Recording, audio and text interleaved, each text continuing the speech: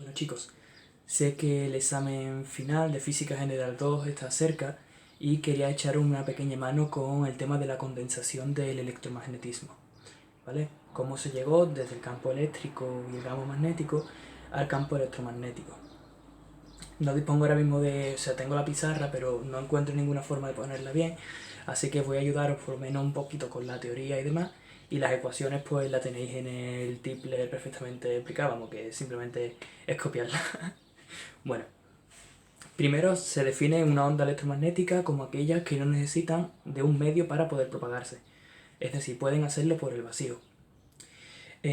Maxwell demostró que la velocidad de una onda electromagnética tenía que ser de 1 partido por raíz cuadrada de la permitividad eléctrica del vacío por la permitividad magnética del vacío. ¿Vale? Bueno, a partir de ahí ya empieza a definir lo que es la corriente de desplazamiento y demás.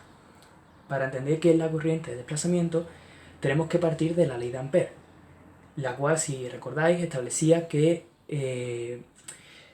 una corriente eléctrica encerrada en un conductor producía una circulación de campo magnético a lo largo de una curva cerrada C.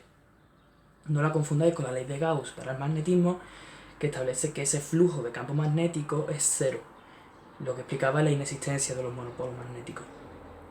Bueno, Maxwell se dio cuenta de que la ley de Ampère no era cierta cuando la corriente eléctrica no era continua, ¿vale?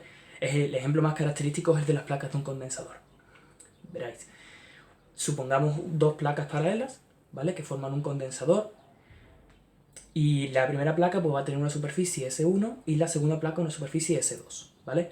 Efectivamente existe una corriente eléctrica que circula por la primera placa y por la superficie S1, y esa corriente eléctrica se almacena en la placa del condensador, que es precisamente la definición de la placa de un condensador. Almacenar energía, bueno, pues esa corriente eléctrica se almacena en una de las placas. Por lo tanto, la corriente eléctrica que hay en el interior de las placas del condensador es nula y solo existe un flujo eléctrico. Un campo eléctrico, ¿vale? No vamos a hablar todavía de flujo porque de momento no hay fluctuaciones de campo. Entonces solamente existe un campo eléctrico entre las placas del condensador. Sin embargo, se demuestra experimentalmente que también hay una corriente eléctrica atravesando la superficie S2 del condensador. ¿Cómo es posible si la corriente entre las placas es nula? Bueno, pues para eso Maxwell hizo uso de lo que hoy en día conocemos como corriente de desplazamiento, ¿vale? Que se define como el producto entre la permitividad eléctrica del vacío por la variación del flujo eléctrico de la variación del tiempo. Ya os digo que estas ecuaciones las tenéis perfectamente en el Tipler. Bueno, pues gracias a esta definición de corriente de desplazamiento podemos generalizar la ley de Ampère para el caso en el que la corriente eléctrica no sea continua, como es el caso de lo que hemos explicado de las placas del condensador. ¿Vale? Bueno, pues una vez que simplificáis un poco la expresión y demás, que también lo tenéis en el Tipler, os daréis cuenta de que si existe una corriente eléctrica constante, pero no existe variaciones de flujo eléctrico, entonces lo que tenéis es la ley de Ampère. Pero que si por el contrario existen variaciones en el flujo eléctrico, pero no existe un flujo de corriente, como es el caso de las placas de un condensador, entonces lo que tenéis es una especie de ley de inducción de Faraday, pero sin el uso de fuerzas electromotrices. ¿Vale?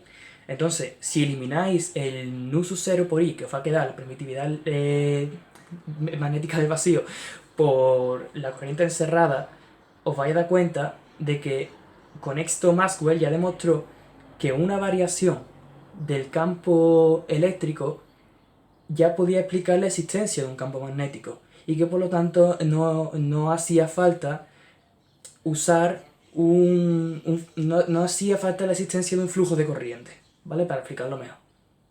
No hacía falta que existiese una corriente que circulara por un conductor para que hubiese un campo magnético. Así Maxwell logró condensar el campo eléctrico y el campo magnético en un solo campo que hoy conocemos como campo electromagnético.